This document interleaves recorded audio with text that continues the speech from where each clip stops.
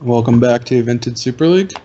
I'm joined by the champ, Oliver 2, and that guy in the background, let's call him Fred. What's up, Oliver and Fred? So, you just gave a thrashing to Paul.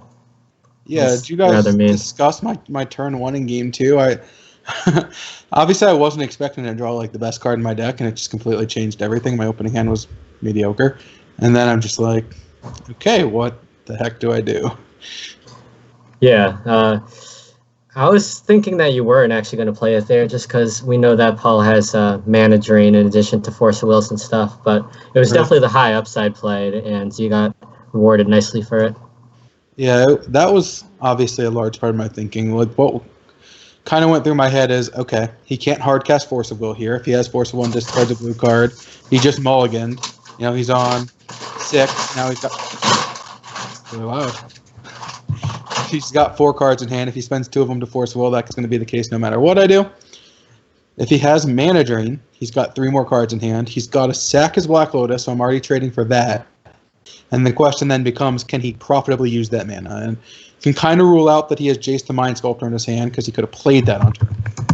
And so he doesn't really have a lot of cards to reward you for casting Mana Drain. The big problem becomes if he has another blue source, which is also not a lock because he's playing Ancient Tombs and Mountain, and he's got a lot of his mana sources are just like Soul Ring, all the off-color moxes, is if he has blue source Consecrated Sphinx Mana Drain as his cards. And I'm like, that seems relatively unlikely. I should probably just play Reality Smash. All I have to do is invest the Lotus, which isn't doing that much anyway. I had a Plains. It might be wrong. I'm definitely interested in what people have to say about something like that because it was a tough spot, but I think my thinking's right. In that I don't think Mana Drain hurts me enough, and also next turn he gets to play Mana Drain without sacking the Lotus. That might be the case going further, and it's just kind of a card that I can't do much about it. I don't have anything to force him to Mana Drain. My hand with Dahlia, Seal of Cleansing, and mana sources, and he's got enough basics that Wasteland isn't going to necessarily punish him. So it's just like, all right, let's see you have it, and if you do, I'm at least getting a minimum 2 for 1. And hopefully Mana Drain doesn't bury me, but could easily be wrong. Definitely interested in what other people have to say about that. So yeah, sounds like Paul and Rodrigo are ready to go. So we've got a match to see if we have a tie for 3rd place in Season 6 of VSL. Let's take you down to that action.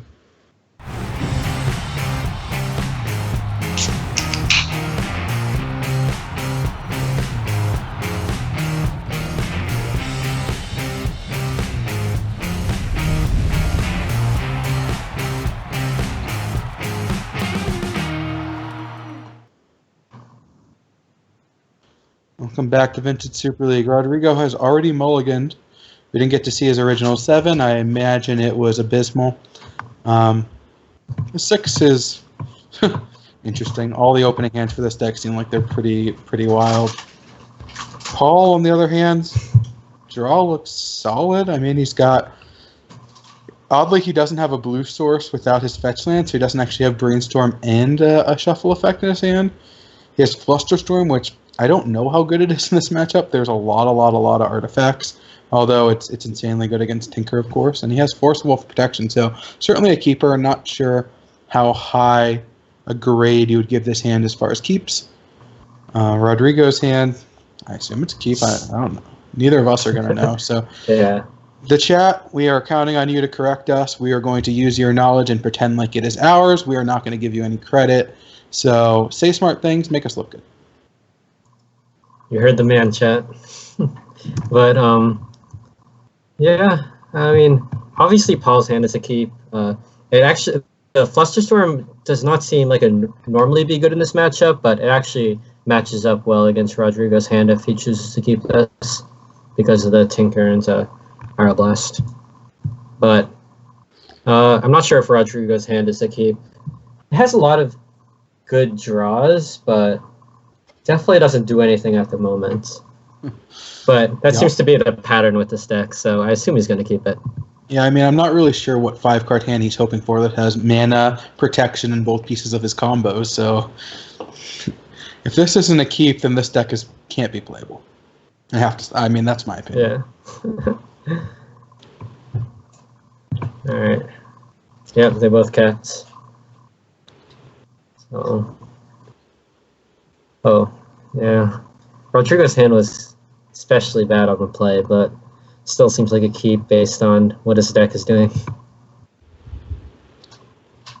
Well, Paul's finding a lot of colorless mana. He has access to 4 colorless next turn if he wants it. I think Ancestral's pretty close to a great draw. It's just not against Paul's exact hand. Yeah, you'd think that Ancestral plus Blast would be good, but not against Flusterstorm and Mental Misstep. True.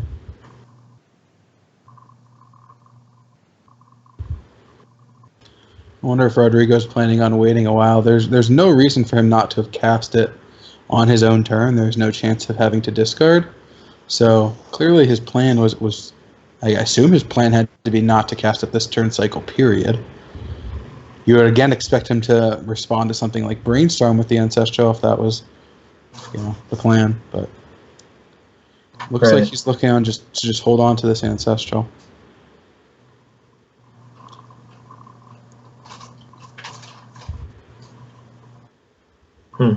Seems like, I don't know, it just seems like if he's holding on to it, it's not going to get any better. Oh, yeah, so he just did it. Go for it here.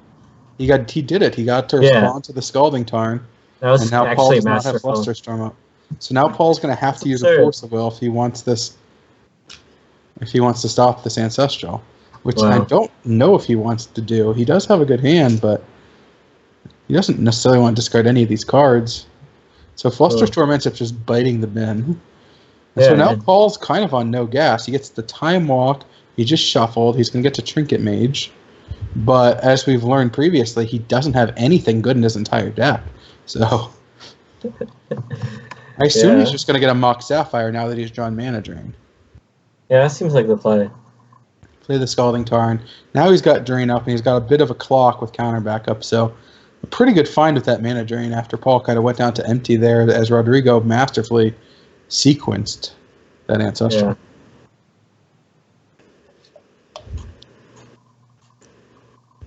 Oh, wow. That would be a very good draw, except against this Mana Drain that Paul drew. Oh, yeah. That's really awkward. What this does do is, allow something like Painter Servant to just be a live draw, although that's not necessarily going to work. He doesn't actually, once he sacks this Mock Sapphire to Tinker, he'll actually be a mana short of actually using the Grindstone. I believe it's 3 to use, so. Oh, is Paul going to Mana Drain the Grindstone? Oh, no, he didn't. Just kind of Paul wanted to sack in response so that he didn't get got again.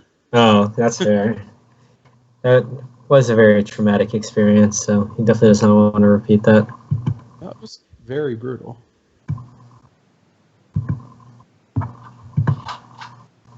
So this is actually an interesting spot.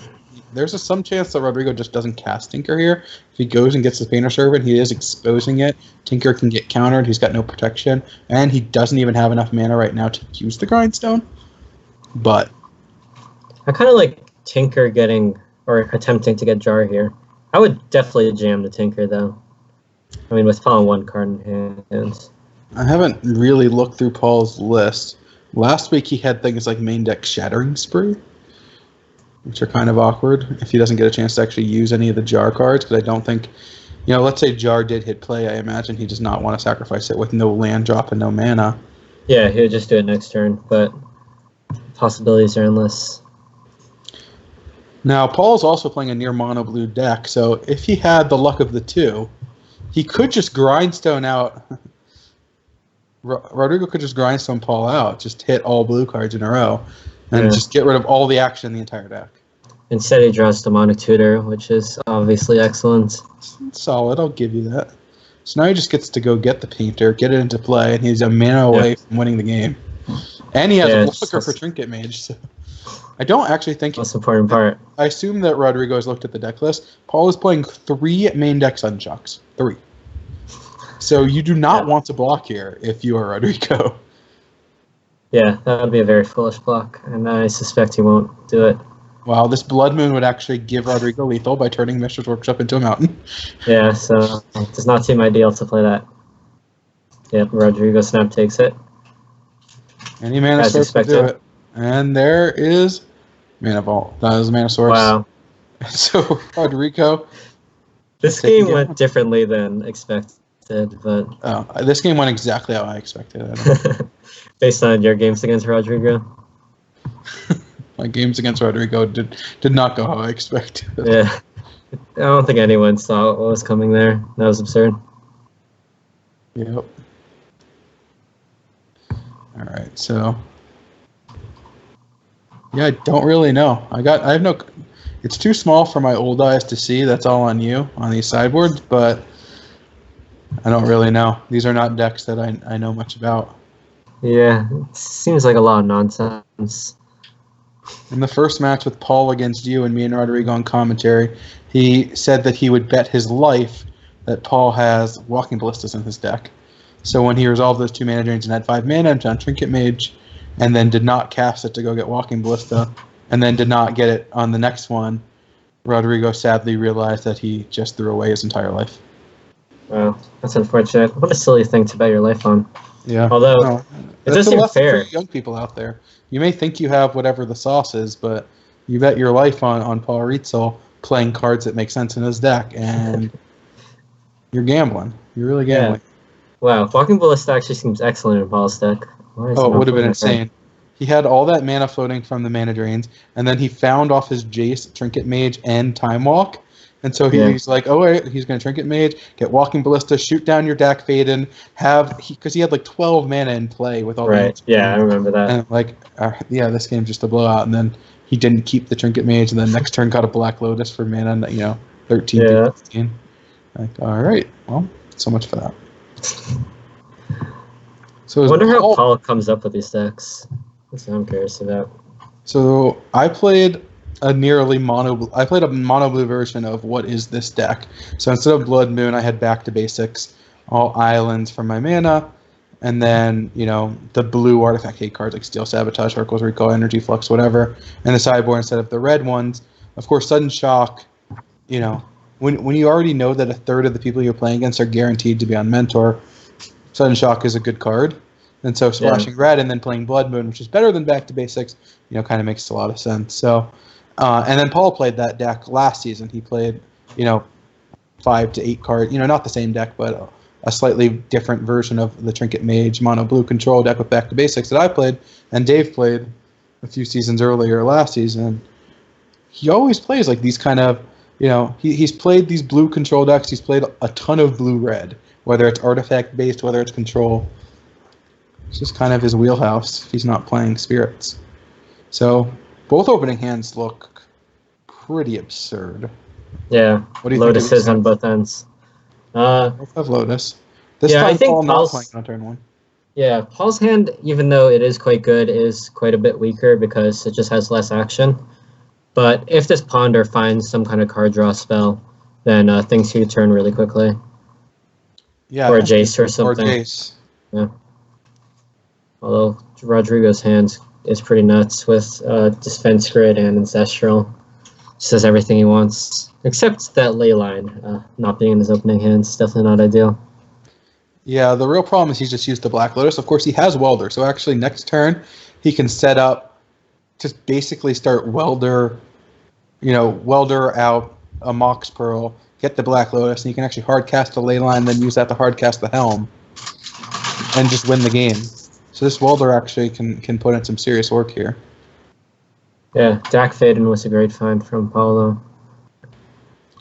Yeah, he can Lotus into Dak and Ingot Chewer this turn if he wants. Yeah, so he could Dak steal the Mox and then Chewer the Grindstone, I guess, but he doesn't really need to kill the Grindstone at this moment. He could just save it in case he draws a counterspell and wants to kill the Defense Grid or something. Well, the problem with leaving Defense Grid and Grindstone in play is there are cards like Ancient Tomb and Workshop, and there are things like Spirit Guides and Moxes that you are at risk of just Painter Servant activate. Yeah, can't just live your life incredibly scared though. So you're saying just hold on to the spells that you could have used to win? Yeah, something like just that. Show that you don't have the fear. I like it. No fear. I know the way that you have, shown that you like to play is if you have lethal, you just try to wait it out a turn, right? Yeah, keep it exciting sometimes. They call that 2 magic. This Dak Vaden's pretty good. Oh yeah. Just gets to steal the Mox. He's got all the mana in the world. Rodrigo's got none of the mana in the world. There's a Dak in play, although this welder is still decent. The problem is now, if he does sack an artifact, it's the defense grid, which does leave his defenses down a bit. Dak Vaden should be able to find Paul some action, and he can actually not. No, he cannot cast Consecrated Sphinx this turn. Oh my God. Just discard 2 cards. Yeah, 6 mana is so much in Vintage. It's absurd to me that Consecrated Sphinx is getting played. But it's pretty sweet with Dak. You could Dak your opponent and draw 4 cards. Value. Well, they still get to actually draw the cards, but yeah. You could draw quite a lot of cards that way. If you're just not scared, you could let them loot too while you get an opportunity. So, here's the thing. If Paul's plan is to go for Consecrated Sphinx, and it resolves and he doesn't find Force of Will, he's just going to die. Right. So, and that, I mean, still wouldn't have been enough if he didn't sack the defense grid, but it looks like Rodrigo's going for the memory jar. Oh yeah, I guess he kind of has to. He could have just played the ley line here. Yeah, and set him up for the win next turn. This is a sweeter line though. Jarring is all. But this line is that Paul's got his whole deck is filled with counter magic that like. Yeah. And Sudden Shock's a great time. He just gets to kill the welder. He's going to get to cast a dig through time, although he'll have to discard the cards. He can steal Sabotage to bounce this Mox before the hands get discarded. Like, this Memory Jar against an opponent with 5 open mana and a deck full of instants is not really exciting.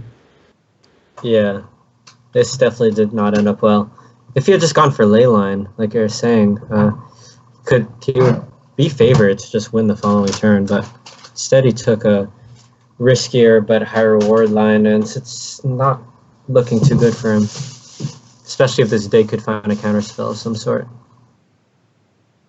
This line might have been better if he was able to keep around the defense grid, so he wouldn't have to worry about too many counterspells. His opponent would probably be able to play like 1 counterspell, but it's not a big deal. I mean, for sure can play 1 spell, but would be impossible to play 2. Yeah.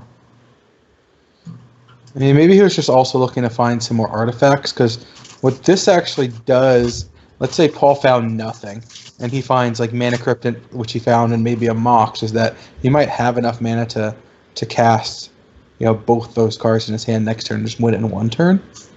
The problem is, again, the defense grid's no longer going to be in play.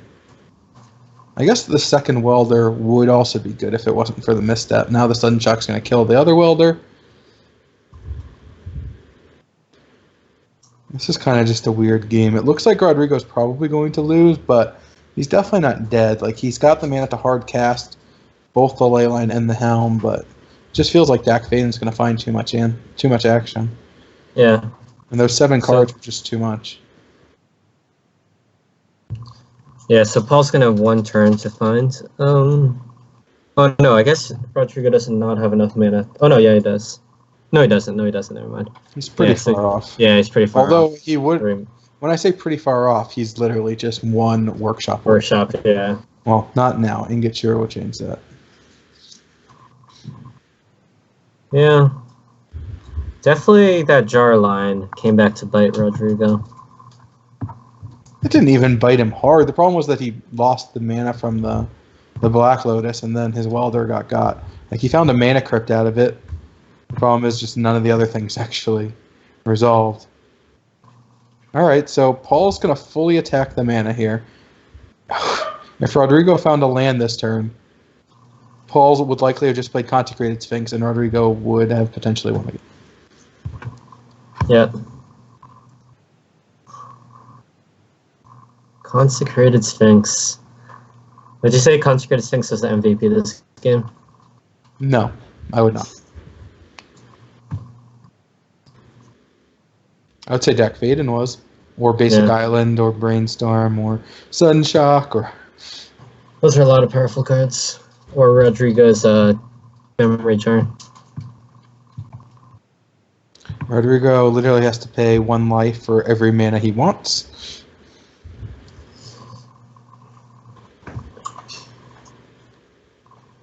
Alright, so we're going to get a game 3 here, it sure looks like. Yeah, that should seal it. That should seal an already sealed game. Always a great feeling.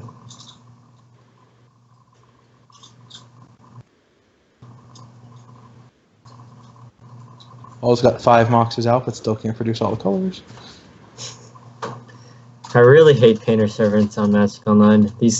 When I was playing against Rodrigo, he set it on green, and that really threw me off. The green is just so ugly with the Painter Servants. Just made all my cards hideous. Yeah, that's why I was really surprised that you didn't even leave up Swords to Plowshare mana, let alone cast it. I'm like, well, the first thing Oliver will do here is kill this Painter Servant so his cards look like Magic cards. And then, yeah. That would definitely be a reasonable line. Alright. On to the third game. It ended up being a pretty cool game for what it was. Yeah. It looked like it wasn't going to be close, but it ended up not playing out that way.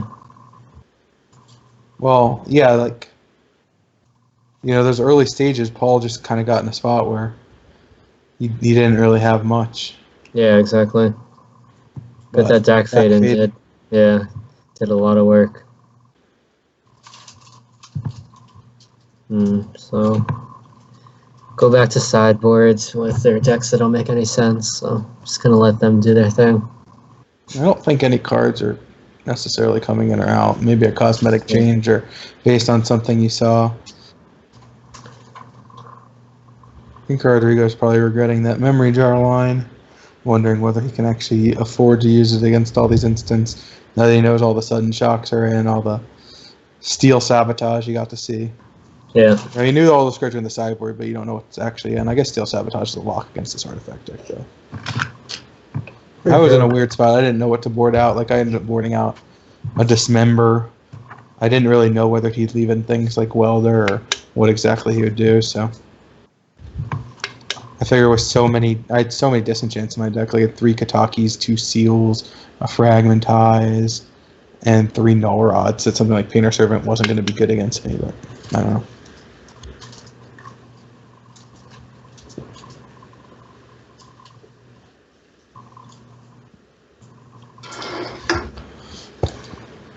So I don't see any cards moving, but we're definitely sitting in sideboard. Possible somebody just went to go get some water. Or similar. And Paul went to get a scotch. Consecrated Sphinx coming out on the draw. Another sudden shock and something else. It's pretty lame. Hoping to see some more Sphinx action. That was pretty much the best it could be, and it looked pretty anemic. And also, Rodrigo just has a bunch of Pyroblasts and Red Blasts. Yeah, this is definitely not the most ideal matchup for the Sphinx. What is the most ideal matchup for it? Probably my deck. Also with a bunch of Pyroblasts, but Swords to Plowshares too? Yeah, indeed. Right, sounds like a good card. I'm not saying it's a good matchup. I'm just saying it's what you're probably looking for, I guess. I don't know.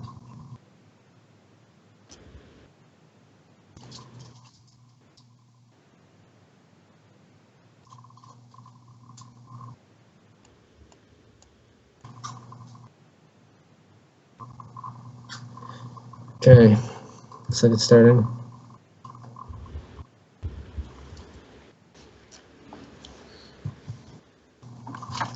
There goes. Hand looks close to horrendous, but also close to perfect. Knowing Paul, he might end up keeping this. I'm not saying he is going to keep it, but it's a possibility. Nothing's out of his range. If Rodrigo keeps this hand and plays turn 1 Painter Servant, he would need to draw an Ancient Tomb, a Mana Crypt, a Mana Vault to win turn 2. Wow, Paul's hand has a lot of busted cards. Yeah, oh yeah. Library on the mulligan, not as exciting, but Still a thing. Yeah. I mean, Ancestral Recall helps you get there, so. What color did he name? Zoom, not blue. No, I named black.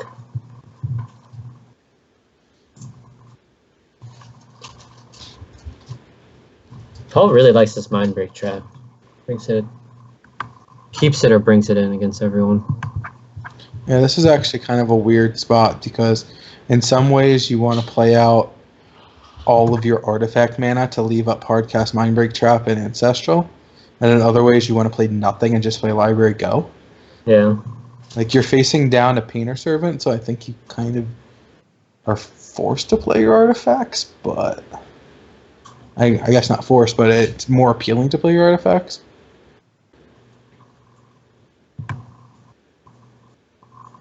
I guess he doesn't have to play the Mana Crypt, he can just leave up Mindbreak Trap, not Ancestral.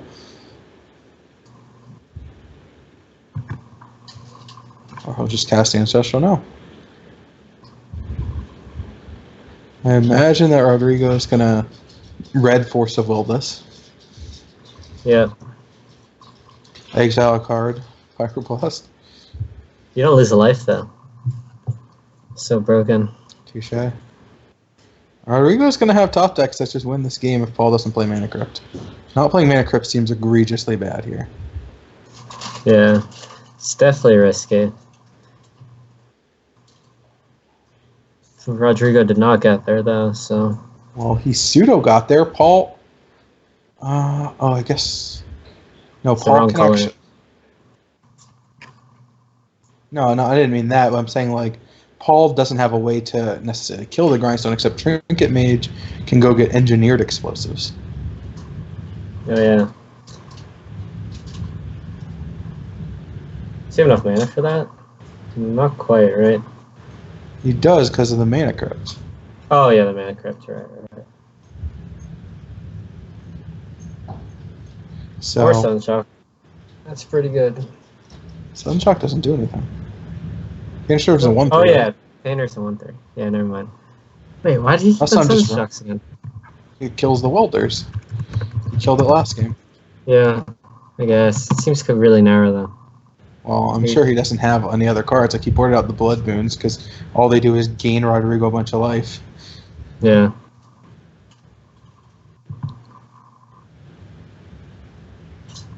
People are just loving this Black Lotus thing.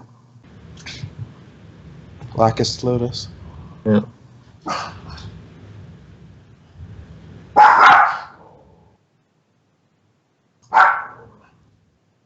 Got some dog action. Oh, yeah.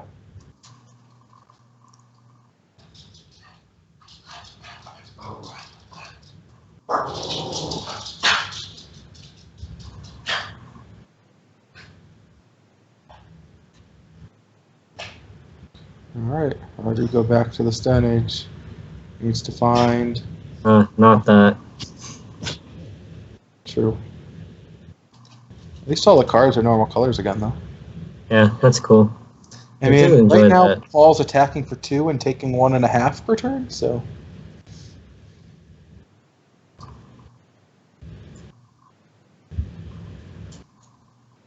They all draw soul rings. It's even. More colorless mana. Well, if... Yeah. I was going to say, if Rodrigo finds a Painter Servant, he does just get to win on the spot. Now all he needs is black mana to win on the spot if Paul doesn't find blue mana. Well, this Ingot Chewer can get hard cast. Yeah, that's pretty good. Get some 3/3 beats in there. Yeah, it's also a clock. Yeah, that ended up being a great draw. Yeah. Exactly what Paul's was looking for. Oh man. Rodrigo's draws have not been good this game. Holy crap. Just uncastables and useless mana. At least if he draws Memory Jar, that's decent. Because Paul does not have a lot of extra mana to be able to cast Instants. So that could be an out. Well, the problem with Memory Jar is that the key... Well, I guess that's not true. he can't mind break trap spell because it will be gone, but Paul does get to draw 7 cards, although he does have no colored mana currently up. Yeah.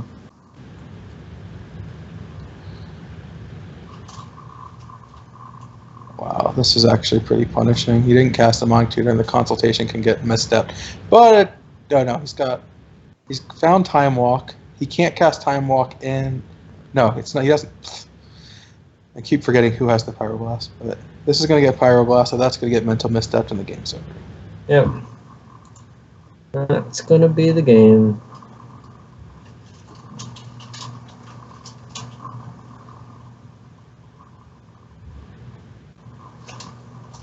So Rodrigo will finish his first season of VSL in 4th place. Paul will either be 3rd or tied for 2nd. We will find out shortly as Oliver looks to cement his stranglehold as King of the Mentors. You think you have it in you? Can you get one more? Yeah, we'll see. Speak with confidence. Do you have the sauce? Oh, I obviously have the sauce. That's not a question. Follow-up question: what is the sauce? Don't worry about it. I'm not. Tell you when you're older. Not even the slightest bit worried about it. All right, we'll be back for the finals of Vintage Super League coming up next.